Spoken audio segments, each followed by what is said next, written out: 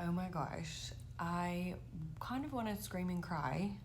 I've been wanting to make this video for you for a really long time, and it's taken me, you have no idea how long to get here, and that it is 6 a.m. in the morning, pouring down rain outside. I had to sneak upstairs to a completely empty penthouse and make this for you. So, this is my story, why I decided to become a digital nomad, female and not always RV living entrepreneur. And the one thing that I did want to also tell you was that I wrote this in a letter format because if you don't know, some people call me a YouTuber, but I actually communicate best through writing letters. So I wanted this to be as unedited and raw and real as it could be. And that's how we're gonna make it. So this is my story, why I decided to become a digital nomad and female, not always RV living entrepreneur. It's 2:42 a.m. when I wrote this, and the anxiety is killing me. I feel like there is this voice, an inner person trapped inside of me that needs to be let free. So many people follow me because of my RV and some because of what I share about entrepreneurship, starting an online business, etc. Some people even call me a YouTuber, but the truth is there are so many other parts of me. So if we haven't officially met, I'm vlogging Brandi, an ex-corporate Kool-Aid drinker, born to be creator, digital nomad, and not always RV living female entrepreneur.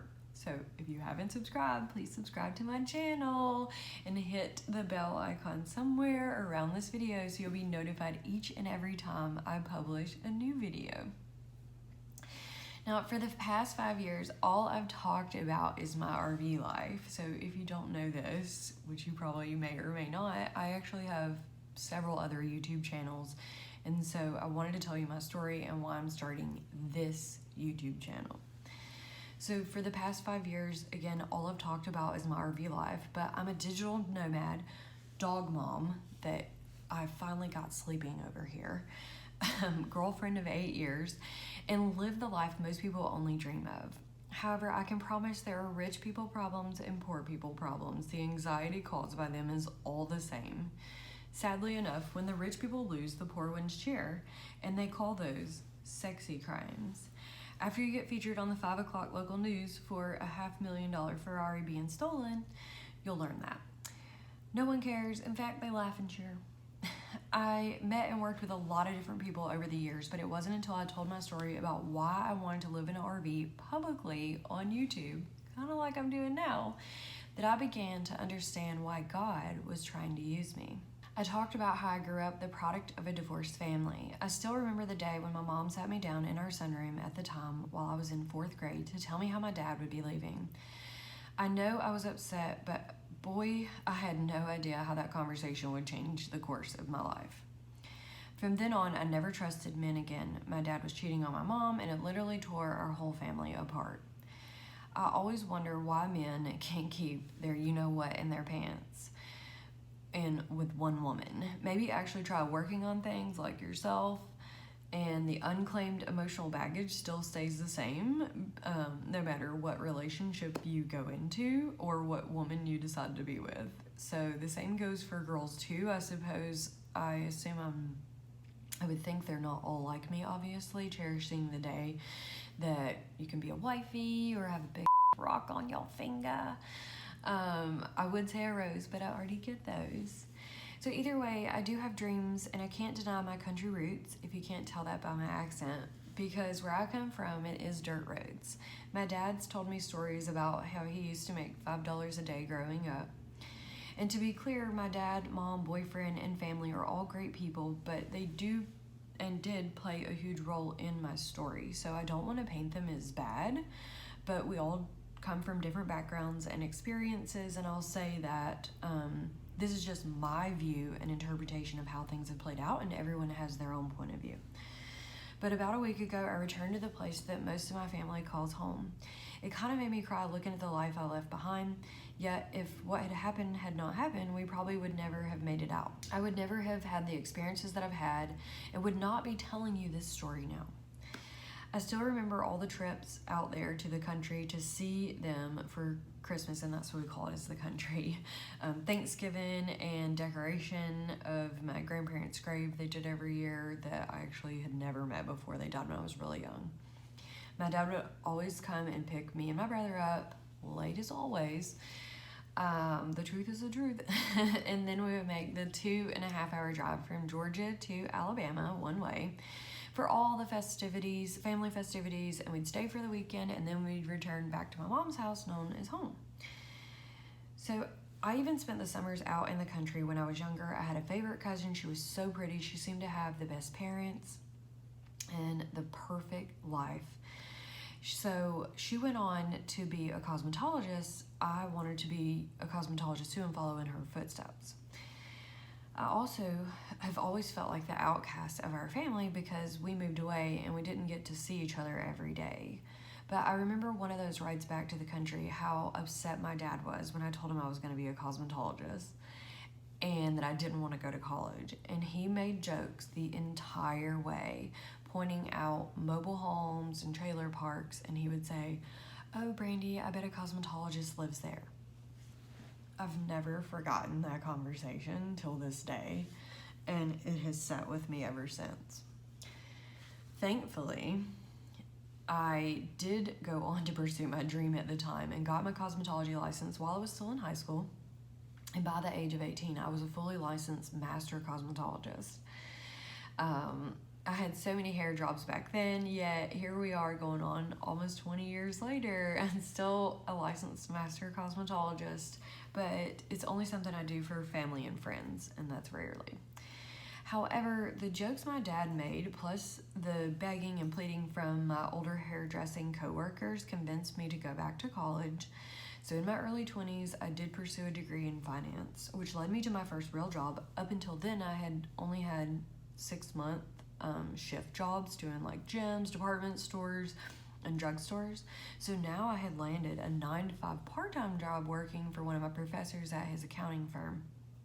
And we always had to turn in our scratch paper for exams, and he was fascinated by mine. I do have a weird way of dissecting word problems and working them out, but he offered me a job, and it gave me benefits, paid vacations, 401k matches, health insurance, and if I wanted it, but I didn't need the health insurance because I was actually still so young, that I could be on my parents' health care plan.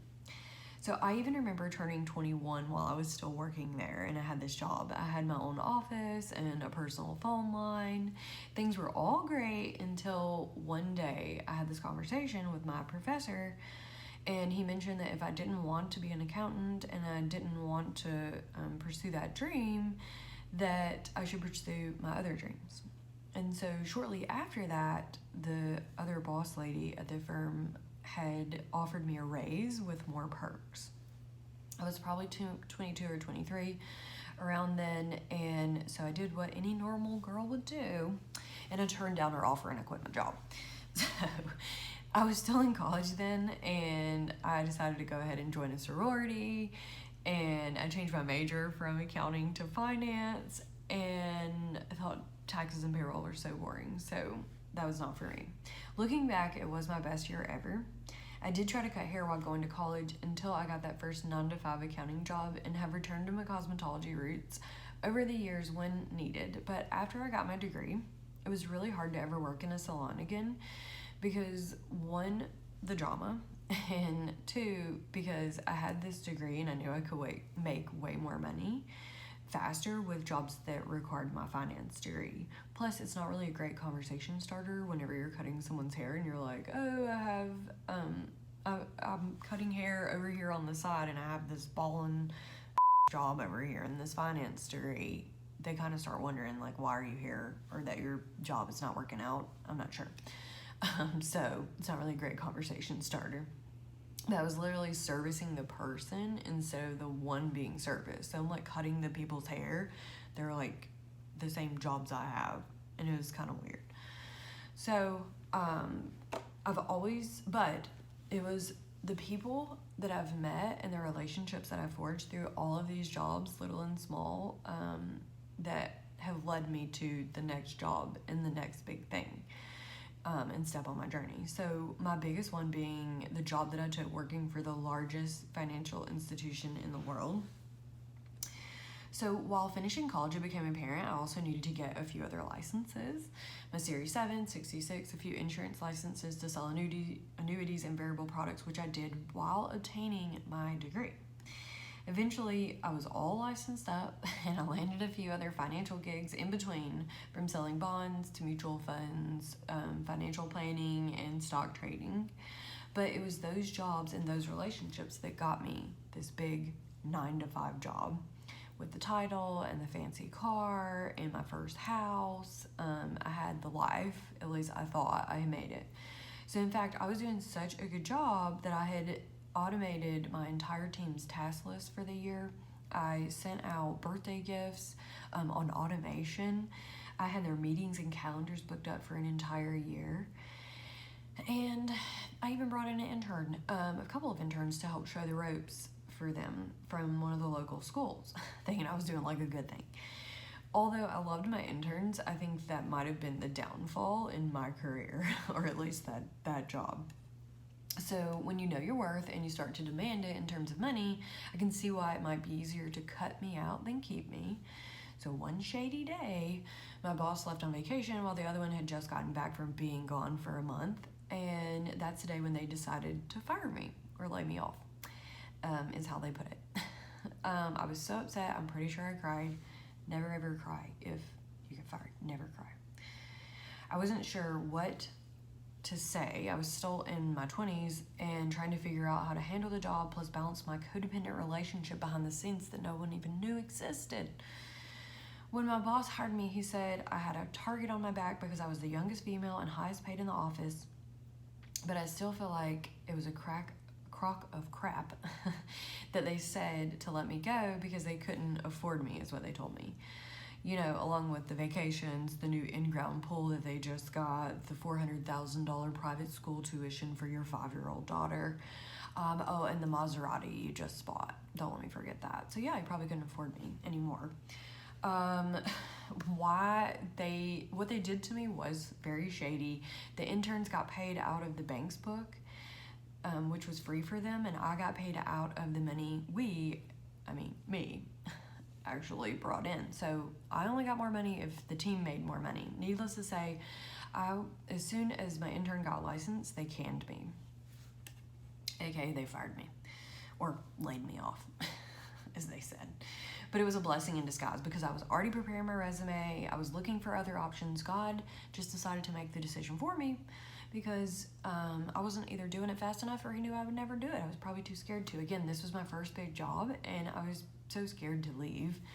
Either way, I ended up using that job and them canning me or firing me to gain a better position within the same company but a different department and closer to home. A much bigger position. I went from dealing with people who had 100,000, maybe $1 million in the bank, to $1 billion.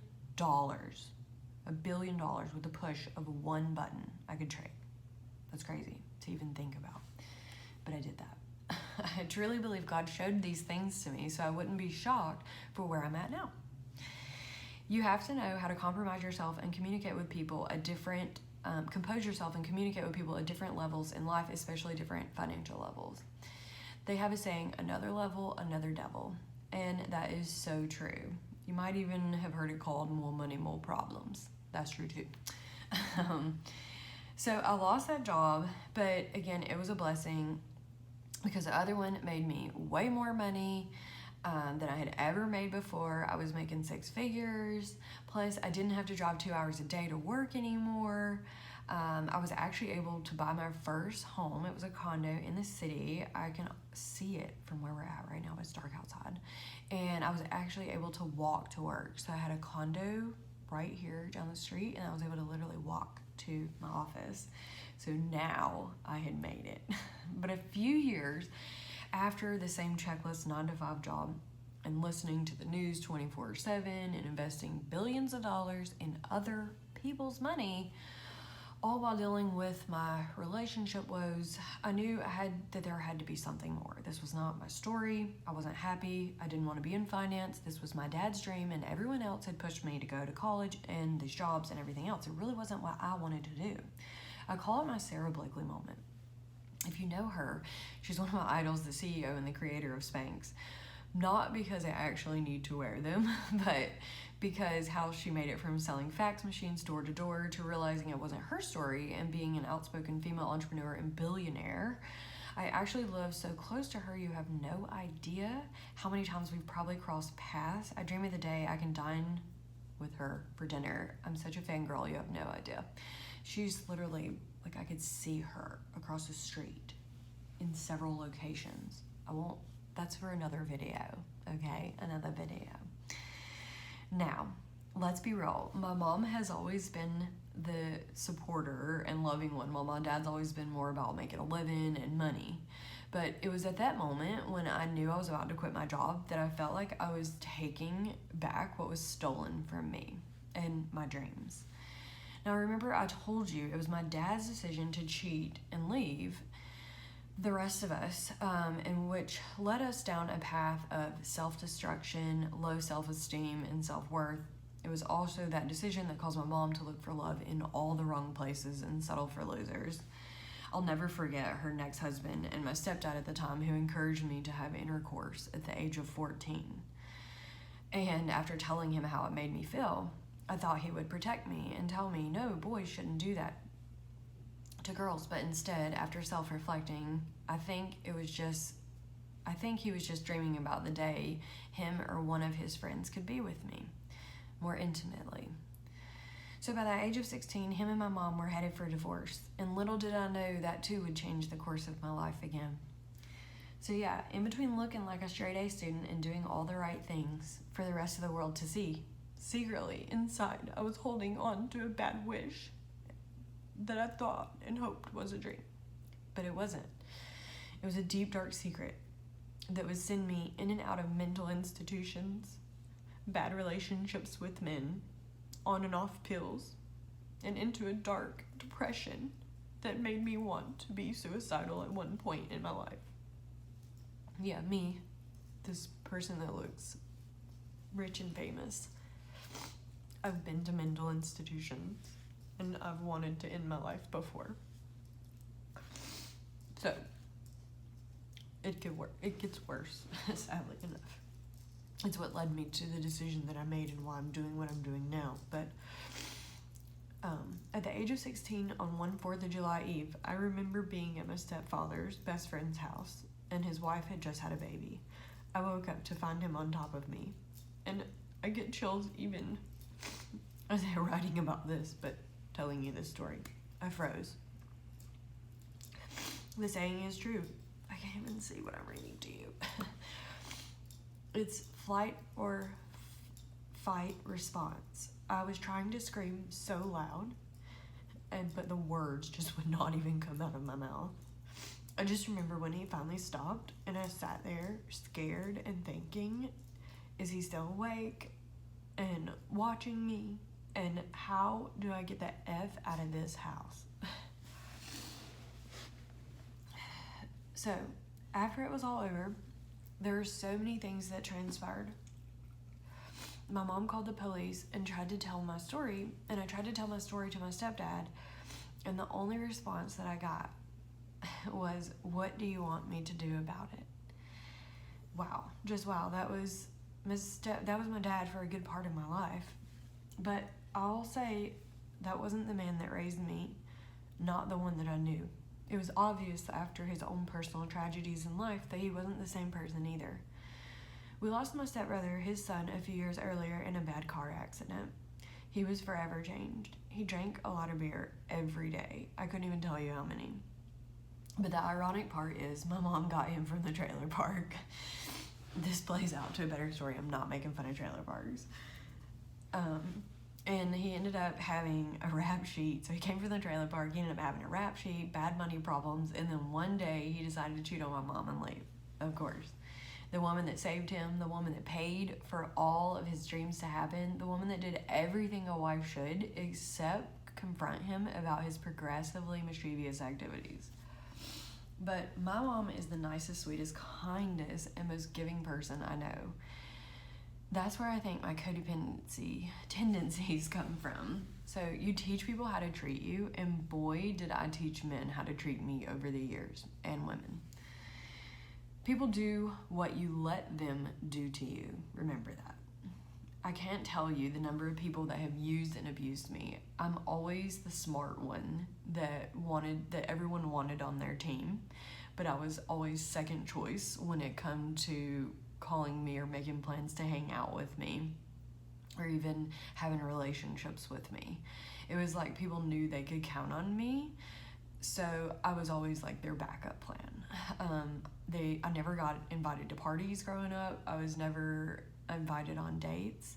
I was kind of a bit of a tomboy back then, though, so maybe that had something to do with it. But I've said yes so many times when I've meant no. But it wasn't until I found myself in my late 20s crying about how men have abused me over the years, from telling me what to wear to how to dye my hair and everything in between. I was literally sitting in a psychiatrist's doctor's office bawling my eyes out, telling him how I had all these problems in my life. My boyfriend's job, my boyfriend's kid, my boyfriend's money problems, my boyfriend's everything.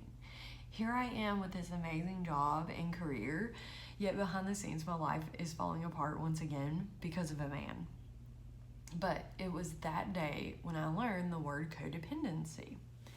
So this doctor stopped me from talking and said, "You keep telling me about how you're trying to take care of everyone else and their problems but your own."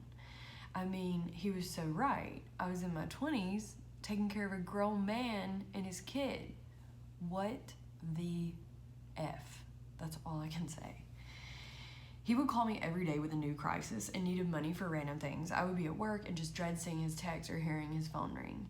I lived on eggshells. I even helped him after he got fired start his own company, but yet he never gave me a dime or any recognition for anything. Maybe it was the fact that I was white and he was black. He listed his family on his website that I built. He wouldn't even let me go to any of their family gatherings. After 3 years of dating, he refused to introduce me to his kid. We lived together. I paid his child support, but I never met that effing kid. He told me his family wouldn't approve of dating white women. Well, welcome to my world. You were the first black man I ever dated and brought home to my family. I had to have that awkward conversation of, "Hey mom, I'm dating a black man now." So yeah, we all have to start somewhere. But I always dreamed of the day that he gets his slice of justice for the over $100,000 he stole from me. Him and his unsuspecting family. Who knows, they might have been more suspecting than you think. The crisis they put me through was pure hell, and thank God it only turned out to be a few years of my life. Although he did teach me a lot about how to use my credit, and my excellent credit at that, to get more of it. How to take out cash advances, how to get convenient checks, how to make late payments without being late, or at least charged without a late fee. So not only did he multiply my money problems, he gave me years of debt to pay for his show of a life. While he refused to sell his condos, his cars, to cover anything. It was all his pride. He wasn't willing to lose his bad name, but he was willing to tarnish mine. But that doctor made me think, what is codependency? How did I become this way? Better yet, how do I change it? All these years, I've just covered it up, shown up for work, and tried to shine bright for all the outside world to see. But in reality, I was just hiding this deep, dark secret of shitty relationships I've got going on behind the scenes. Like the guy from Israel that pinched my side and told me to lose weight and actually ordered me a vegetable plate at a steakhouse. Let it be known that I'm a very small person, okay? I'm a small person. I'm 115 pounds soaking wet, maybe 130 on my heaviest days. He lived in a big mansion and drove a very expensive Lamborghini at the time. I know how to pick them, right? Funny story, my dad sent me a news article about the FBI investigating him and his shady business practices a few years after we broke up. Sadly, his family was so sweet and they loved me. His mom even told me once in broken English, "My son no good for you. You too good for him." And she even told me to come to Israel and visit her. Oh, the memories of that family and what we went through on one Vegas vacation of non-English speaking and English speaking. Or the Muslim man that was lying to me from the beginning about his religious practices. He hid from his family and also his girlfriend that he would go see after stopping by my house first. I learned a lot about dating outside your race and culture from how men have treated me. Some things I didn't know because I didn't know it was for me to know. And some I was just naive, young, and stupid, like the Lexus he sold me that he had repainted from top to bottom. The bitch even knew my boss and somehow caused a lot of chaos with my job. It was so crazy what happened from all of that and how I didn't even get a bonus check because of some of the personal drama that had nothing to do with me, but just his Muslim Indian family drama I didn't even know knew each other or that existed. Also had another guy. Or the guy that invited me on vacation with his family at the last minute hoping I wouldn't go and said such god-awful things about me for reasons I'll never understand or know. But probably the explanation for why his nickname on his baseball jersey was Jerk. Needless to say, he did what I wouldn't have expected, but what I should have, which was sleep with my best friend at the time. So I could go on about all my failed relationships and all the things that men did to me, but it's really what I accepted. And I allowed these people to treat me this way and allowed them to also stay in my life. So fast forward to when I decided to quit my job and do me. Well, not exactly, so to where I'm at now. Before I quit, I had met someone who, little did I know, I would spend the next 8 years of my life with. But it hasn't been all unicorns and rainbows either. See, he is the one who pushed me to be an entrepreneur, quit my job, and chase my dreams. Not him himself, or I should say, he's the one that pulled out what was already lurking inside of me. So not him himself, but it was watching him play video games all day with his friends and run his company, and I was going to this 9-to-5 job every day and said to myself, if he can do it, I can do it. So I started researching items to sell online, online business ideas, how I could make money selling my own products, etc. Then I stumbled across this webinar that showed me how to import and export items from China and how to resell items I found cheap at places like Walmart and Goodwill, and then sell them at higher prices. It's also called retail arbitrage. So retail arbitrage is what allowed me to quit my job, and that was after my first business and big fail. The lessons I learned was not to start a fake business or anything really for those that are over 18 to 21, as it's all created a bunch of red tape with online advertising and posting content and everything else. So it was a big fail. I did not smoke, I did not vape, I did not have any idea who I was selling to. It was a $3,000 mistake and a lot of my time, way more than $3,000 worth of my time. But it was the biggest learning lesson ever early on in my entrepreneurship career. I learned how to sell, how to create a website, how to brand a product, design a logo, and so much more. So again, selling other people's products via retail arbitrage is what allowed me to quit my job. But it did take me 6 months to talk myself into doing it and to actually prepare for my exit. I didn't just show up and say I'm quitting my job one day. So once I did, there was no turning back. That was on February 18th of 2015. Who knew I would go on to end up living in an RV, better yet teaching others how to follow in my footsteps or be a digital nomad, an entrepreneur. And if you want to learn how to do that, you can check out the link below this video or head over to workingwithbrandi.com or bloggingbrandi.com. There's a link in the description. And learn more about how we can work together, and I can show you how I do that. But I didn't see when I quit my job that I was going to go buy an RV and start a business. I actually quit my job, started a business, and then my life changed, which led me to living in an RV in the next phase of my journey. So it wasn't like I was like, oh, I'm going to quit my job, buy an RV, and start a business. It was actually the opposite. So I made a big decision that turned out to be a huge mistake. I woke up one day feeling like I needed to do a few checks only to discover I was pregnant. Yep, me be. I was gonna be a mom. And I thought when I told my boyfriend, he'd be, well, I'm not sure what I was expecting, but definitely not what came out of his mouth. I don't remember his words for sure, but I know what he meant, and that was that I could not have that baby, or his parents would freak out. The Indian parents that came from arranged marriages, the ones I had never yet met. Here I am with this new business and thinking I'm doing everything right. And it was only the beginning of the nightmare that was to come. For several weeks, every day I got up and went to a new doctor, pregnancy center, abortion clinic, therapist, church, Indian temple, friends, in search of answers. My boyfriend ran me around everywhere trying to convince me it was the right decision. And I just remember one time we went to this church and this lady, I told her we needed to talk to a pastor and I told her why. And oh my God, she told me how her and her husband had tried for so many years to have kids and that they couldn't. And here I am trying to decide what to do with mine. But she found the pastor and sat down to talk with us. He told me about how his wife had had an abortion when she was younger and it made her cry to talk about, just like it does me every time. And he told me about how my Indian boyfriend didn't know how to love me as a Christian the same way I was taught to love him. I did not understand the magnitude of those words at the time, but I do now. I remember sitting in one of the abortion clinics looking around and feeling unsafe.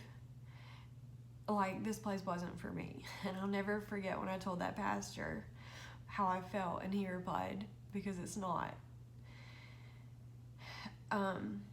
It's like God was trying to reach me and I was trying to find him, but instead I was listening to the rest of the world. Instead of listening to what God had to say, I was listening to what everyone else had to say, like I had done my entire life. I was so exhausted from running around from place to place. This kid wasn't even here yet, and it became the focus of my everyday. My boyfriend made it a daily priority, and I just wanted to run my little business I had started. I was so emotional, not able to comprehend what was even going on. He said so many bad things and good, and made so many promises. He even mentioned at one time maybe we could give the baby up for adoption. He had no idea the emotional turmoil that was going on inside of me. My hormones were racing. I had no way to find relief. Not like he did when he chain smoked and hit the bottle, slurring his words at me. I was so sober and so present for every part of this. There are no rules. There are all these rules that you're supposed to follow when you get pregnant. So no cheese, no body creams, no alcohol, no pills. Everything affects the baby. I felt like I had to feel everything. I couldn't escape. I was just in this amazing race for my life and the life of my unborn baby. That's what led me to wearing no makeup and feeling comfortable in my own skin and learning how to be all natural, even driving me to seek places off the grid. But the one thing I wish is that I would have gone back home, gotten away from the situation I lived in and gathered my thoughts. Instead, I let pressure get to me, and finally then, one day, I gave in. After weeks, maybe a month of pure baby talk and all the bad things that would happen if I had it, I sat there across from the table from this man, a doctor I didn't even know, who handed me a pill and said, just swallow. Then at that very moment, my boyfriend said, wait, if you want, we can think on this for another day. And oh my God, all the fear and anxiety sat inside of me. There's fear, anxiety building up, it just came out. And I said, no, give it to me. I want this to be over. And I thought it would be. So it wasn't. It was far from over. For the next 48 hours, I was in labor. I had to deliver a dead baby. My baby. Our baby. I regretted it the whole time, and I even looked up how to reverse the procedure while I was laying there in bed. It was the worst pain physically I'd ever been through in my life. But afterward, there was the silence. For 2 months, I bled and I cried. My emotions were all over the place. In fact, they've never been the same since. We tried to travel and forget what had happened. I even used to dress the dog up in baby clothes and feed it a bottle, thinking that would satisfy the missing baby from my body and heart, but it didn't. After that, I started to read the Bible even more than I ever did before. I wanted forgiveness. I was looking for healing.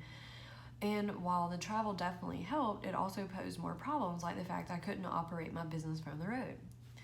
Plus, I had tons of physical products to sell. My condo was like a warehouse. And then I took some bad advice to rent an office space instead of saying lean while growing a young business. And I was still an emotional wreck at the time. I remember shortly after I had the abortion, or what I would like to term murdering my child, I tried to have intercourse with my boyfriend, and I just laid on top of him and cried.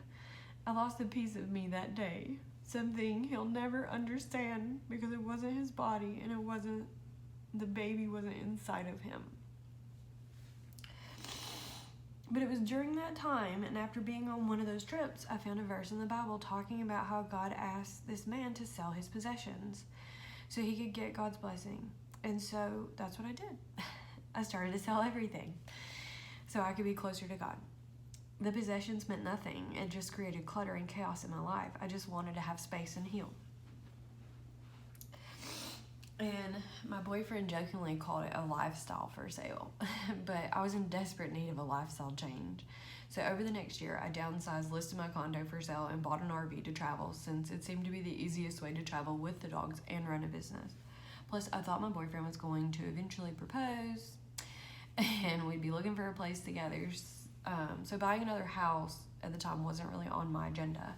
So I just wanted to heal and have my pups with me, as I had 2 dogs at the time, different than the ones that I have now. So this moving and shaking and trying to run a business from the road led me to stop selling physical products and go more digital with my online business. It's also around the same time when I had said I wanted to start a blog and write, kind of like what I'm doing now.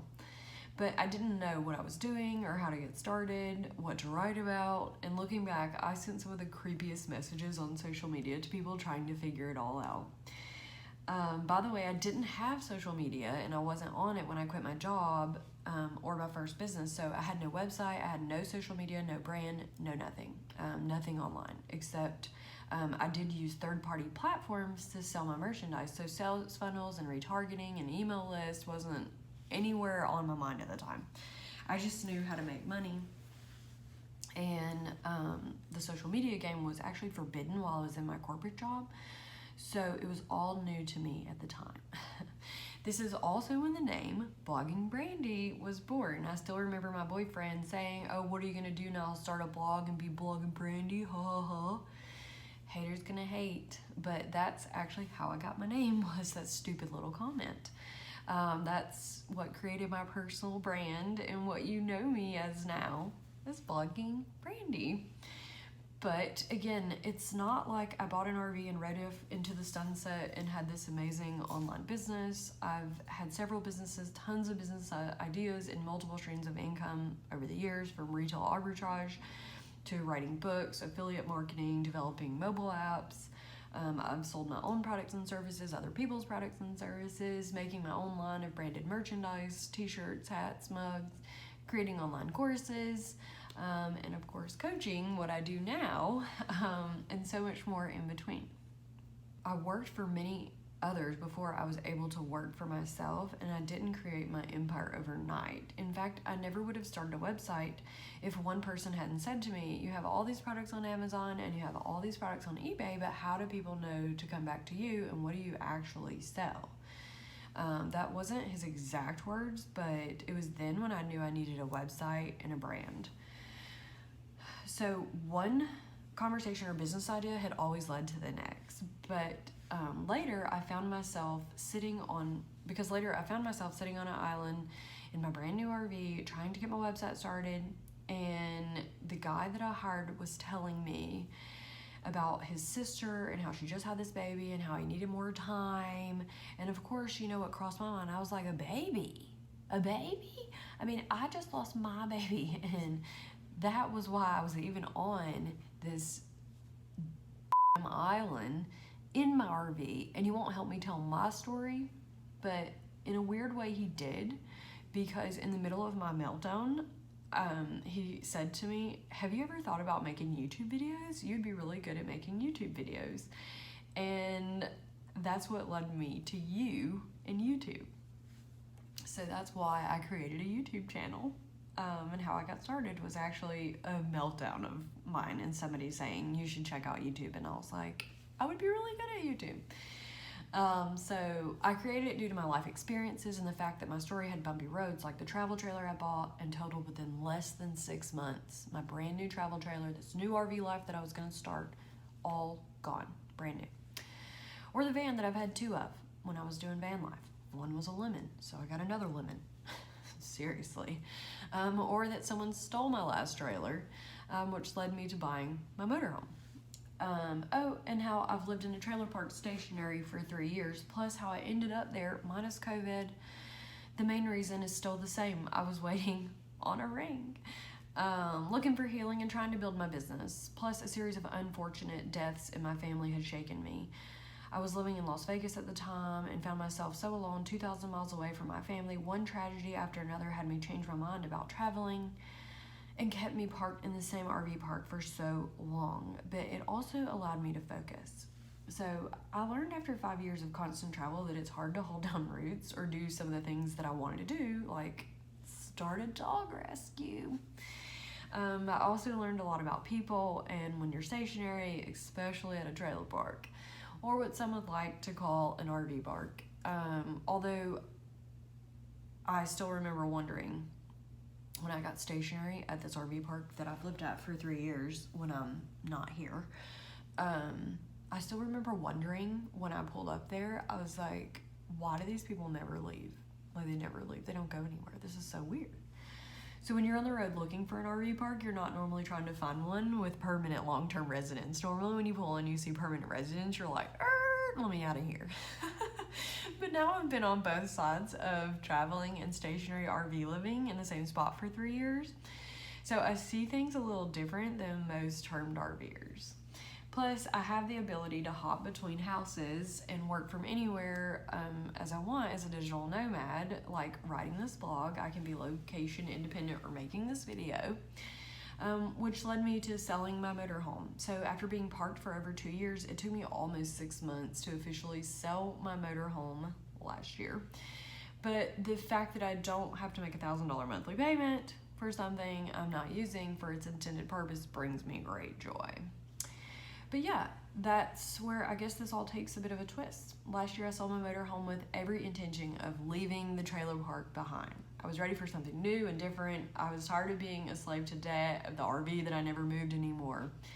Plus, having a motorhome requires a lot of maintenance, which didn't happen like it should when we're parked for a while. But thank God the stars aligned and my motorhome is far from anywhere but mist in my mind. Bye-bye. So yeah.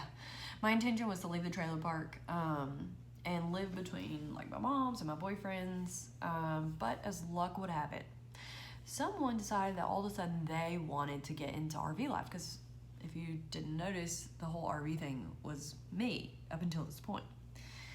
So someone decided to buy a travel trailer and replace the motorhome with it. Oh, and a van.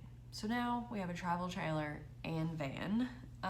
So now I've just been supporting their dream over this past year. But honestly, my dream at this point would be to either own the RV park or a trailer park, or just some kind of land to live on. Lots of land. I'm talking like 100 acres or more, where there's no way to hear or see your neighbors. If you don't know, noise and neighbors and rules, like landlords and HOAs, drive me crazy.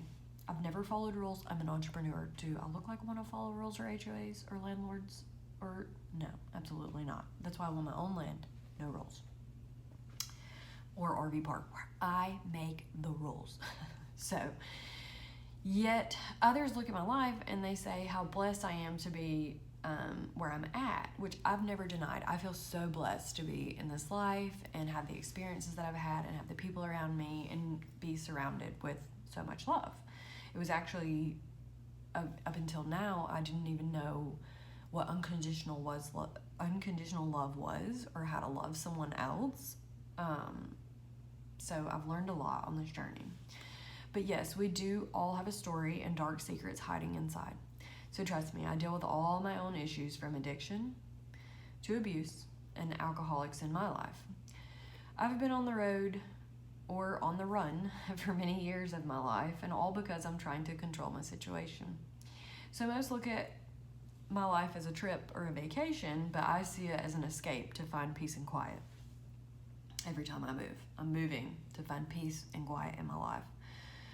But after talking about my RV life for so long, I thought it was only fair to let you know I'm not perfect. I may look rich, famous, or like a badass digital nomad female entrepreneur, but there's more to me in my life and my personality, which is why I'm so passionate about helping others do the same. But more importantly, why this year I'm so excited to start blogging and finally grow into what was started as my name, Blogging Brandi. IYKYK. So yes, I still have RVersity and my RV life going on, my other YouTube channel and all of that. In fact, we just made a month-long trip and a 4,000-mile journey with 2 dogs and a cat in tow. Airplane one way, van back. We bought the van and traveled a lot. I have a whole series about that, which is why I said please subscribe and hit the bell icon so you're notified the next time I publish. So yeah, doing the van life thing, 2 dogs and a cat in tow, but I also have a lot more that I want to share with you about entrepreneurship and my non-RV life, and not just about my life, but how you can get to the same place. So, again, if we haven't officially met, allow me to reintroduce myself. Hey, I'm Blogging Brandi, an ex-corporate Kool-Aid drinker, born to be creator, digital nomad, and entrepreneur who's been full-time RV living while running a business on the road for the past 7 years, until now. Before I decided to start blogging, I've actually been a licensed cosmetologist for over 17 years. I attended Kennesaw State University. I got my bachelor's degree in finance, along with a few other financial and insurance licenses, Series 766, and a few others. Then I worked a few big corporate gigs, like I told you, my last being with Bank of America Merrill Lynch for several years, until I decided it wasn't my passion. So I quit my job, took a leap of faith, and I dabbled in several different business ideas, deciding to write a few books, several online courses, mobile apps. Some people even call me an influencer or YouTuber. But I like to describe myself as a female digital nomad, and better yet, an RVing or RV living entrepreneur most of the time. However, it wasn't until I told my story that I began to understand why God was trying to use me. So I've lived in high rises to the trailer park, or high rises to the RV park, aka the trailer park. And I've gone from travel trailers to van life to motorhome living. From expensive whips and trips, I've traveled all over the world. But it wasn't until I started stationary RV living that I found my calling. It's because of that I can confidently say that I'm a female entrepreneur and digital nomad who loves RV living when I can, since it keeps me close to nature. I'm also an all-natural, introverted, God-fearing rescue dog mom, and we have a cat. But most importantly, I'm a writer and creator. I believe you can have many passions, create multiple streams of income, and that you don't have to conform to the norm. But it took me a long time to get here. Now I help other creators who are tired of feeling stuck, unaccomplished, and even maybe an outcast from the rest of the world's idea of status quo, become confident in reaching their financial goals and gaining their independence by learning how to communicate, use their story, and share the skills they have buried inside of them, instead of working a 9-to-5 or shift job. So if that sounds like you, then we need to chat, and you can learn more about that at bloggingbrandi.com, or you can head over to workingwithbrandi.com. Check the description below this video and find out all of the details. So yeah, this is my story. I'm so glad that I was finally able to share this with you, and I'd love to hear your comments. You can drop those below this video. If you like this video, please hit the like button below.